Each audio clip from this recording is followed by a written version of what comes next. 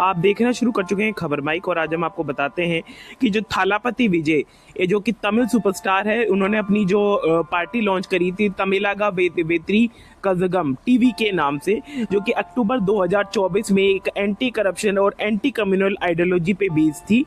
उनके recently development देखे जा रहे हैं और वो कह रहे हैं कि हम बीजेपी के साथ में अलायंस स्टॉक करेंगे या कांग्रेस के साथ में वो जाना चाहेंगे।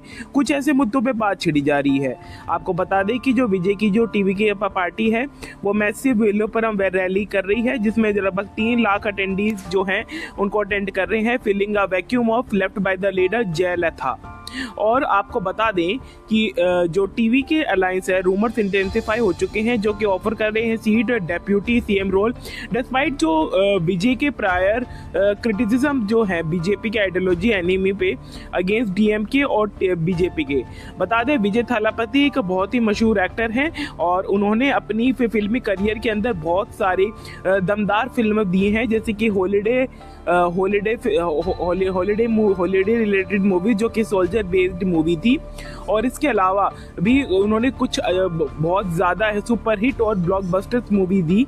और इनके वो अब राजनीति में उनका जो एक कदम है, आगे देखते हैं आगे आने वाले वक्त में उनका जो राजनीतिक कदम है, किसके साथ अलायंस, किसके साथ गठबंधन के अंदर जाता है। कुछ लोगों का मानना है कि जो थालापति विजय है वो कांग्रेस के साथ जा सकते हैं, लेकिन कुछ लोगों का और मानना है कि वो बीजेपी भाजपा के साथ जा सकते हैं।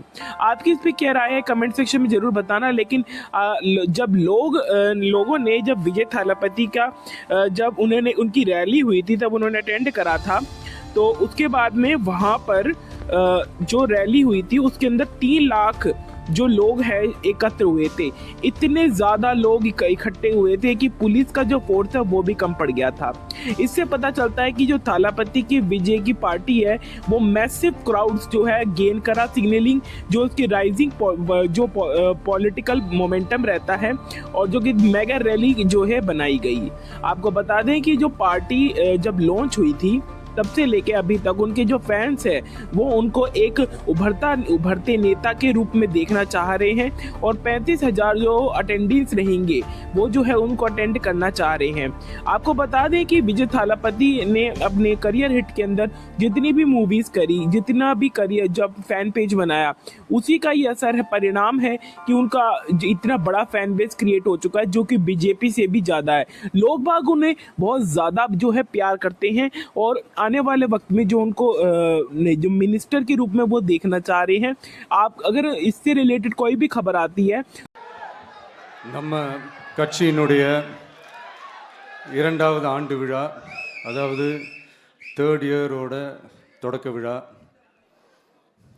இன்னைக்கு தமிழ்நாட்டில் ஒரு மிகப்பெரிய ஒரு கட்சியாக நம்ம வளர்ந்து இருக்கிறோம் அப்படின்னா அது உங்களால் தான். ப்ளஸ் நம்மளை நேசிக்கிற கோடிக்கணக்கான மக்களும் தான் அதுக்கு ஒரு மிக முக்கிய ஒரு காரணம். நீங்கள் தான் என்னுடைய ஒரு மிகப்பெரிய ஒரு பலம். உங்களை நம்பி தான் நானும் நம்ம கட்சியும் இருக்கிறோம். இதை நான் சொல்லி தான் உங்களுக்கு தெரியணும்னு அவசியம் இல்லை, இது உங்கள் எல்லாருக்குமே நல்லா தெரியும். அதனால் இன்றைக்கி உங்கள் எல்லாருக்கும், நம்ம கட்சியில் இருக்கிற தோழர்களுக்கும் தொண்டர்களுக்கும், இந்த கட்சியினுடைய ஒரு தலைமை தொண்டனான என்னுடைய வாழ்த்துக்களும் நன்றிகளும்.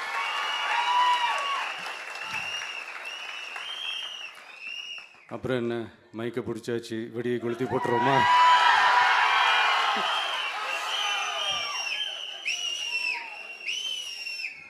(1977) ஜூன் மாதம்னு நினைக்கிறேன், ஜூன் மாதத்தில் புரட்சி தலைவர் எம்ஜிஆர் அவர்கள் ரேடியோவில் ஒரு பேட்டி ஒன்று கொடுத்தாங்க. அதில் பேசும்போது சொன்னாங்க, பேரறிஞர் அண்ணா அவர்கள் இருந்த இடத்தில் இப்படிப்பட்டவர்களும் அமர்கின்ற ஒரு நிலைமை ஏற்பட்டுச்சேன்னு எண்ணி எண்ணி கண்ணீர் வடித்தேன். அன்னைக்கு அந்த கண்ணீரை துடைக்க ஆரம்பித்த இயக்கம் தான் அண்ணா திராவிட முன்னேற்ற கழகம்னு சொன்னார். அதே மாதிரி 2017க்கு அப்புறம் 2021க்கு அப்புறம் தமிழ்நாட்டுடைய நிலைமையை பற்றி யோசித்து பார்த்த நம்ம தமிழக மக்கள் காமராஜர் அவர்கள் இருந்த இடத்தில், அண்ணா அவர்கள் இருந்த இடத்தில், எம்ஜிஆர் அவர்கள் இருந்த இடத்தில் இப்படிப்பட்டவர்களும் அமர்கின்ற ஒரு நிலைமை ஏற்பட்டுருச்சு.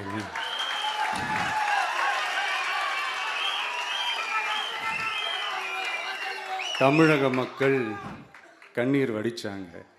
இன்னைக்கு இந்த கண்ணீரை துடைக்க ஆரம்பிச்ச இயக்கம் தான் தமிழக வெற்றிக்கழகம்.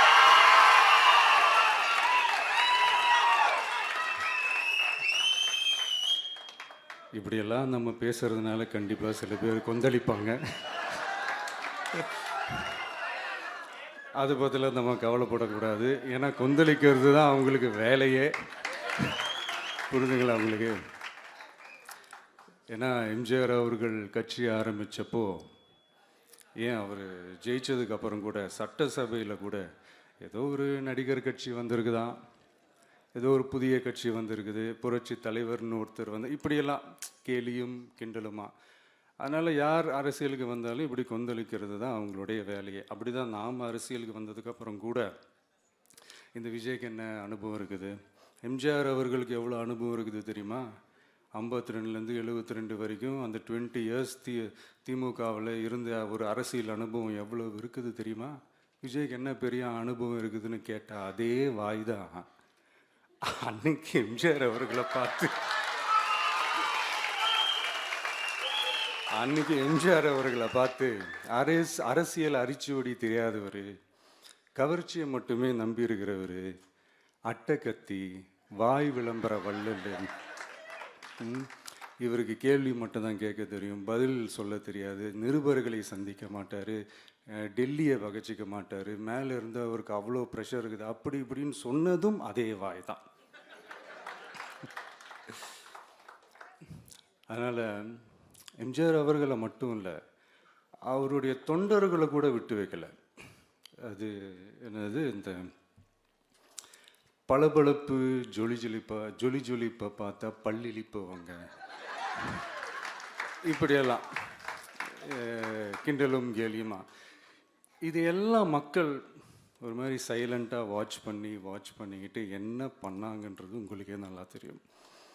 அவர் ஜெயிச்சதுக்கப்புறம் இந்த அரசியலில் பழந்துன்னு கொட்டை போட்ட அனுபவிச்சாலையும் இருப்பாங்கன்னு சொல்லுவாங்கள்ல, அவங்க எல்லாருக்குமே அந்த கோட்டைன்றது ஒரு பகல் கனவாகவே மாறிடுச்சுன்னா பார்த்தீங்க.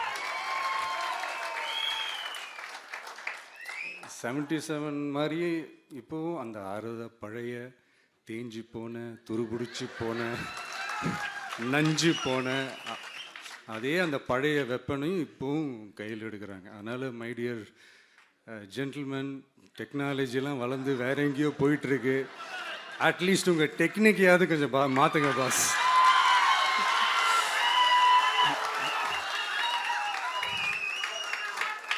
காமராஜர் அவர்களையும் விட்டு வைக்கல. அவருக்கு இலக்கியம்னா என்ன தெரியும், அவர் மாபெரும் புலவர், அந்த புலவர் இந்த புலவர்னு அவரை பற்றியும் கிண்டலும் கேலியுமா. அதான் முன்னாடியே சொன்ன மாதிரி யார் எதிர்த்து நின்னாலும் அவங்கள கொந்தளிக்கிறது தான் அவங்களுடைய வேலையே.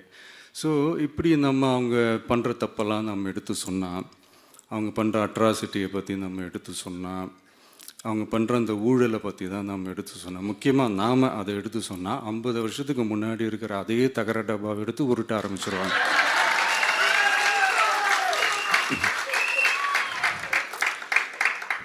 பவளவிழா பாப்பாவுக்கு வேற என்ன தெரியும்?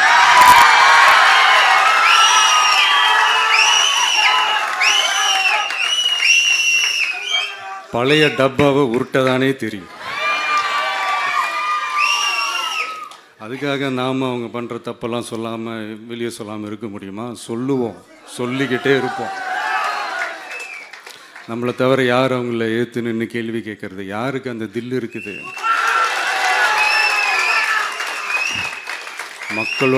மக்களோட ஒரே பிரதிநிதி நாம் மட்டும்தான்.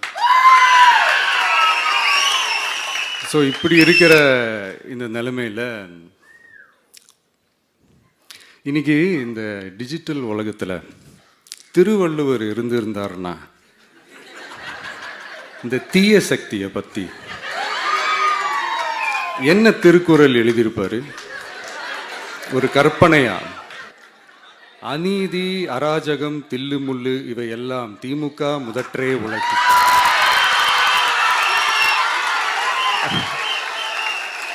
ஒரு கற்பனையா?